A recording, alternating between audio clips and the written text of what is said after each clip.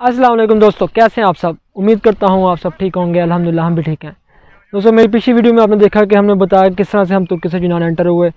ये हमारा एपिसोड 1 था। आज हम एपिसोड 2 में ये बताएंगे कि यूनान में हमने किस तरह से आकर अपना वाइट कार्ड बनवाया और इसके अलावा हमने यूनान में क्या काम किया और क्या कहते हैं, इसके अलावा हमने यूनान में हम कहाँ कहाँ घूम सकते हैं और इसके अलावा हम बाय एयर कहाँ कहाँ जा सकते हैं और किस तरह से हम यूनान में अपने पेपर्स वगैरह का काम मुकम्मल करवा सकते हैं।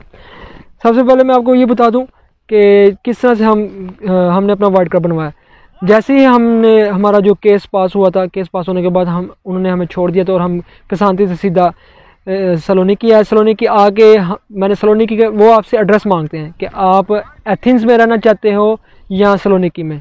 आपने रेजिडेंस देना होता है, एड्रेस देना होता है जहाँ पे आपके दोस्त रह रहे होते हैं या आपके कोई अजीज़ रह रहे होते हैं। इनमें से किसी भी एक जगह का आपने एड्रेस देना होता है। मतलब मेरा कोई दोस्त है सलोनिकी में, मैंने सलोनिकी का एड्रेस दिया।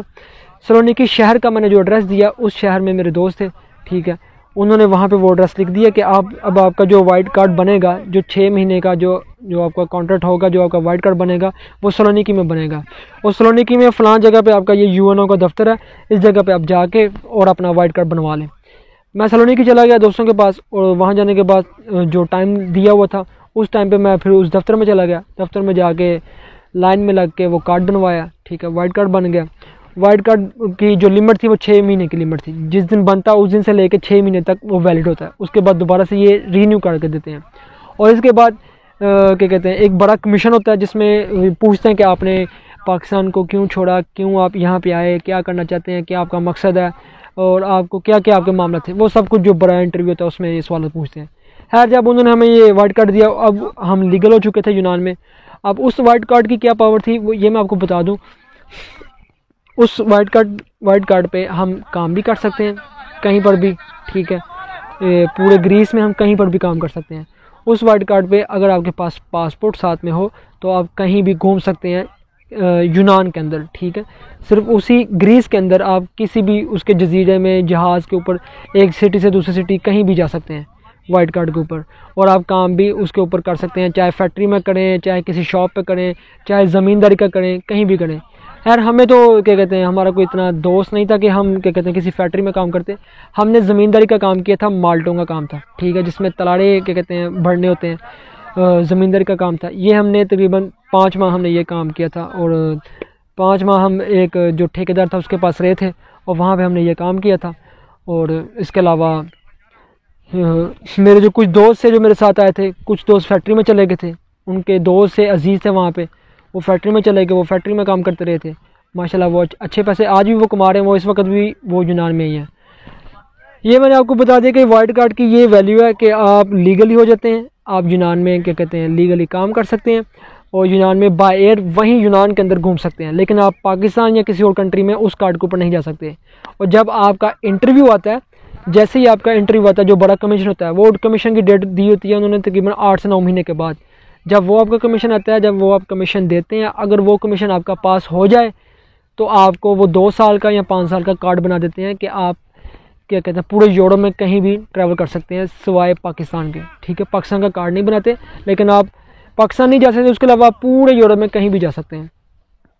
इसमें एक चीज़ मैं आपको और बता दूं कि सिर्फ 100 में से 2% चांस हैं कि किसी पाकिस्तानी का यूनान में रहते हुए कोई कार्ड अप्रूव हो, वो भी बहुत ज़्यादा हाई लेवल का केस हो, बहुत ज़्यादा उसके पास प्रूफ हो, तब जाके उसका ये केस पास होता है। अदरवाइज़ पाकिस्तानी का बहुत ही मुश्किल है। इसके अलावा क्या करते हैं लोग कि वहाँ पे जब वो वाइट कार्ड बनाते हैं, उसके अलावा वाइट कार्ड बनाने के बाद काम करते हैं और टैक्स पे करते हैं।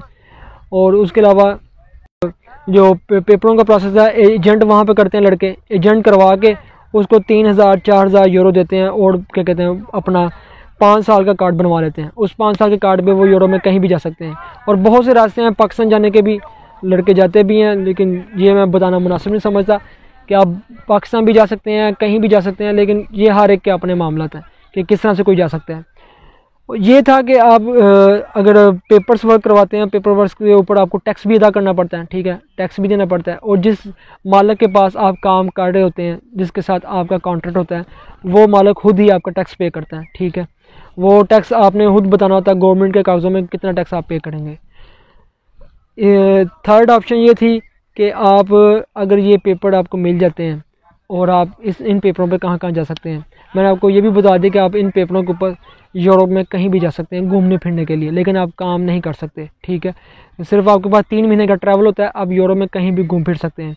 और अगर फॉरएवर पेपर यूनान में मिल जाए, ये बहुत मुश्किल है मिलना, लेकिन अगर किसी को मिल जाए, ठीक है, किसी ने बहुत ज़्यादा टैक्स पे किया हो और उसके अलावा किसी ने प्रॉपर वहाँ पे काम किया हो, कोई भी किसी की शिकायत ना हो, ठीक है, तब उसके कहते हैं प्रॉपर पेपर भी बन जाते हैं, पैसे भी लगाने पड़ते हैं और टाइम भी देना पड़ता है। और यूनान में लिमिट है, कम से कम 6 से 7 साल आपने वहाँ पे रहना है। 6 से 7 साल रहने के बाद क्या कहते हैं आपको ये इजाज़त होती है कि आप अप्लाई कर सकते हैं फॉरएवर कहते हैं पेपर्स के लिए, कि वो आपको पेपर मिल जाते हैं, उसके बाद आप पाकिस्तान भी आ जा सकते हैं, ठीक है। ये था हमारा सफ़र आज, जिसके बारे में हमने बताया कि किस तरह से यूनान में आप काम कर सकते हैं, और यूनान में अगर आप लीगल हैं तो आप कहाँ कहाँ पे जा सकते हैं और कैसे काम कर सकते हैं, और किस किस कंट्री में आप जाके काम कर सकते हैं कि नहीं कर सकते, ये मैंने आपको बता दिया।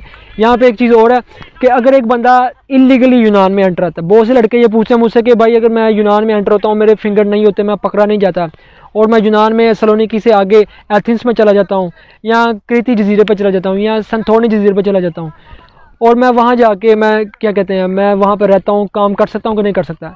आप बिल्कुल काम कर सकते हैं, लेकिन आप छुप के काम कर सकते हैं, ठीक है।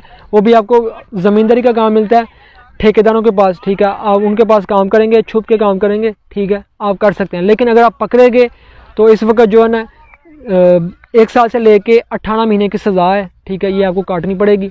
उसके बाद जो है ना आपको फिर आपका कार्ड बना के देंगे वही 6 महीने वाला, और दोबारा से फिर ये नया प्रोसेस होगा। इसलिए बेहतर ये है कि अगर आप इलीगली अगर आप आ गए या तो आप आगे आ जाएं, और अगर आप उधर रहना चाहते हैं तो फिर आपको चाहिए कि आप पैसे दे के कार्ड बनवा लें। वाइट कार्ड जो है वो आप 500 से 600 यूरो लगता है वकील को दे के, आप वो वाइट कार्ड पैसे से भी बनवा सकते हैं, क्योंकि दुनिया में हर जगह पे आप पैसे से कोई भी काम कर सकते हैं, ठीक है। अगर आप पैसा दें तो आपका सब काम इलीगली के बजाय लीगली भी हो सकते हैं, कार्ड भी बनवा सकते हैं, अपने पेपर भी बनवा सकते हैं। लेकिन इसके लिए एक बहुत अच्छी गाइडलाइन चाहिए आपको, जो आपके साथ जो आपका सीनियर या आपका भाई कोई अजीज जो पहले से वहाँ पर हो, एक अच्छा गाइडलाइनर हो, और साथ आपके पास इतना सरमाया होना चाहिए कि आपके सारे काम इजीली हो सकें, ठीक है। मैं सब हर चीज़ आपको क्लियरली बता रहा हूँ, क्योंकि बहुत से लड़के मुझसे पूछ रहे होते हैं कि भाई हम यूनान में आ गए, अब हम क्या करें, किस तरह से करें, ये सब करें। ये आपको सब मैं वीडियो में इसलिए बता रहा हूँ कि कोई मुझसे बार बार ये सवाल ना करे। इलीगली अगर आप आते हैं तो इलीगली आके आप क्या कहते हैं काम सिर्फ और सिर्फ ज़मींदार का कर सकते हैं, ठीक है, वहाँ पे।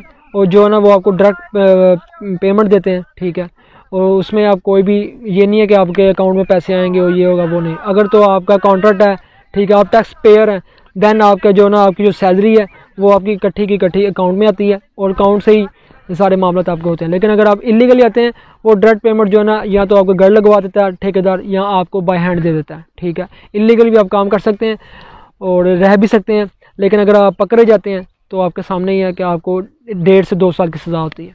ये था हमारा आज का यूनान का सफ़र, कि किस तरह से हम यूनान में आकर काम कर सकते हैं, क्या कर सकते हैं। अब हम इससे आगे बताएंगे कि हम यूनान से मकदोनिया, सर्बिया और बोस्निया किस तरह से पहुँचे, और कितने दिन हमें लगे रास्ते में, और क्या क्या मुश्किलात हमें आई, और क्या क्या हमने रास्ते में देखा। सो गाइस, अगर आपको ये वीडियो अच्छी लगी हो तो काइंडली हमारे चैनल को सब्सक्राइब कर दें और बेल आइकन पर क्लिक कर दें। मिलते हैं अगली वीडियो में, तब तक के लिए अल्लाह हाफिज़।